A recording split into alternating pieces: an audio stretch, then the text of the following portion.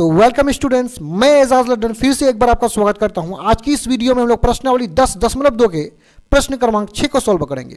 तो वीडियो में आगे बढ़ने से पहले यदि चैनल को सब्सक्राइब नहीं किए तो चैनल को सब्सक्राइब करके बेल आइकन को जरूर दबा लें। तो यहां पे 6 नंबर में है कि एक बिंदु ए से जो एक वृत्त के केंद्र से 5 cm दूरी पर है, मतलब ये समझिए वृत्त का जो केंद्र है उससे 5 cm की दूरी पर एक बिंदु क्या है, ए है।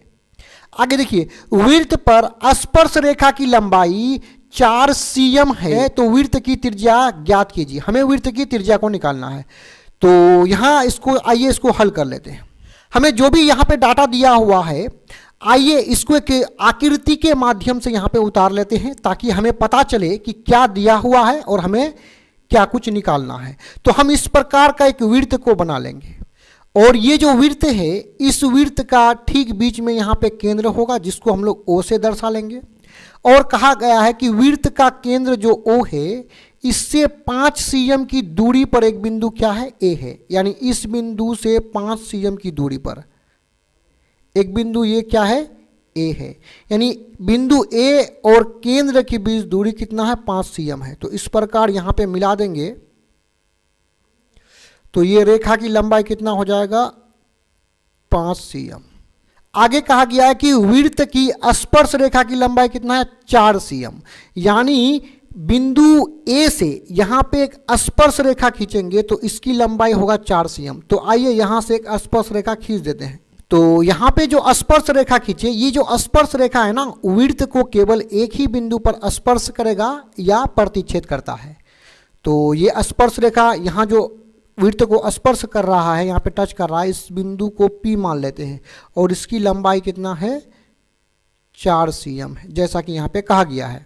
हमें त्रिज्या निकालना है। तो देखिए, ये जो स्पर्श बिंदु है ना, स्पर्श बिंदु को केंद्र से मिला देंगे, यानी इस प्रकार मिला दिए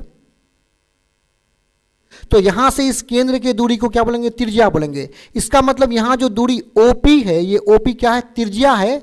इसी OP का मान अर्थात हमें त्रिज्या का मान निकालना है। तो सबसे पहले देखिए, यहां पे क्या बन रहा है, त्रिभुज बन रहा है और जो जो मान दिया हुआ है उसको हम लोग लिख लेंगे। तो सिंपल सा लिखेंगे, दिया है। यहां पे देखिए OA बराबर कितना दिया हुआ है, 5 cm। तो सिंपल सा लिख लेंगे OA बराबर 5 cm और यहां पे जो AP है इसका 4 cm दूरी है। AP बराबर कितना है, 4 cm। और हमें क्या निकालना है, OP का मान। ये जो OP त्रिज्या है इसी का मान निकालना है, यानी OP बराबर वाट कर लेंगे। अब थोड़ा सा देखिए, ये जो त्रिभुज है, त्रिभुज OPA, इस त्रिभुज में यहां पे जो ये कोण है ना, ये कोण 90 डिग्री का कोण है। क्यों? क्योंकि हम जानते हैं कि त्रिज्या और स्पर्श रेखा के बीच यहां पे कोण कितना बनता है, 90 डिग्री का कोण बनता है। तो सिंपल सा लिखेंगे कि कोई भी त्रिज्या स्पर्श रेखा पर क्या होता है, लंब होता है। यानी ये जो त्रिज्या OP है वो किस पर लंब होगा, स्पर्श रेखा AP पर लंब होगा।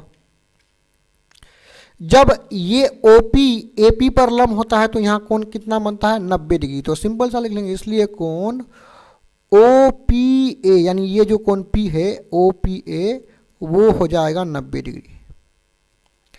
जब यहां पे ये कोण 90 डिग्री है तो इसका मतलब ये जो त्रिभुज OPA है ये समकोण त्रिभुज है, क्योंकि समकोण त्रिभुज का ये कोण कितना होता है, 90 डिग्री का होता है। तो ये कोण 90 डिग्री का है तो OPA एक समकोण त्रिभुज है। तो सिंपल सा लिखेंगे समकोण त्रिभुज।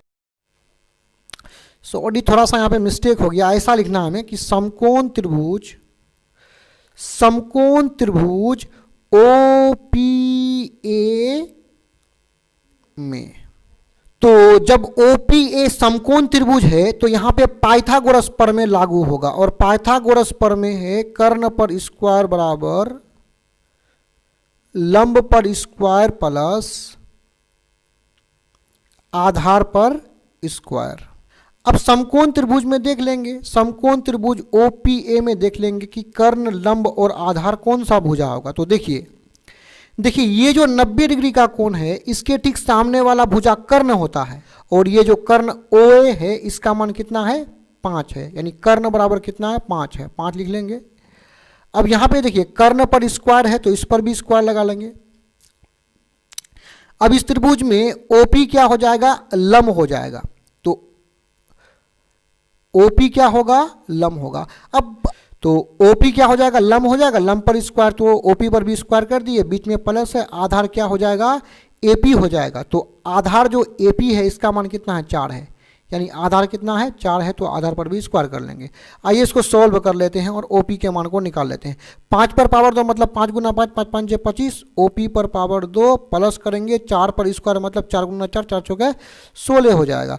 सिंपल सा हम क्या करेंगे, 25 प्लस 16 को इस तरफ करेंगे तो माइनस 16 हो जाएगा। इधर है ओपी स्क्वायर, इसको आगे बढ़ाएंगे, 25 से 16 को घटाएंगे तो 9 बचेगा, और इधर क्या है, ओपी स्क्वायर है।